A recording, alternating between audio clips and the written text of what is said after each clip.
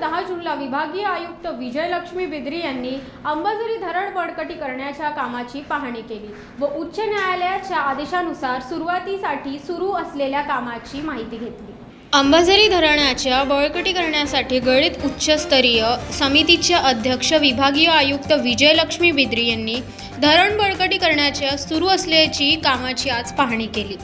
पहिल्या दौऱ्यामध्ये समितीचे सदस्य सचिव तथा मनपा आयुक्त डॉक्टर अभिजित चौधरी, जलसंपदा विभागाचे मुख्य अभियंता पी.के. पवार, मनपाचे अधीक्षक अभिनेता श्वेता बॅनर्जी, सार्वजनिक बांधकाम विभागाचे कार्यकारी अभियंता चंद्रशेखर गिरी आदी उपस्थित होते।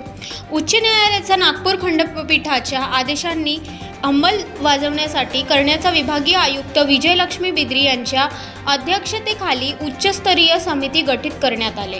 अंबाझरी धरणाच्या बळकटी करण्यासाठी सुरक्षेदृष्टीने अल्प व दीर्घ मुदतीच्या उपाययोजनेने अंतर्गत सुरू असलेल्या कामाची पाहणी यावेळी करण्यात आली। धरणाच्या माती बांधकामाचा अंतर्गत सुरू असलेल्या ॲपस्ट्रीमिंगच्या कामाची पाहणी करून यातील उर्वरित कामांची माहिती घेण्यात आली।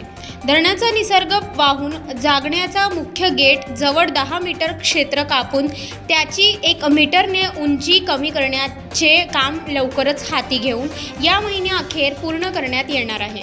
या कामाची प्रत्यक्ष स्थळावर जाऊन पाहणी करण्यात आली। दीर्घकालीन उपयोजनेअंतर्गत या भागात 2 चॅनल गेट उभारण्यात येणार आहेत, त्याबाबतची पाहणी करण्यात आली।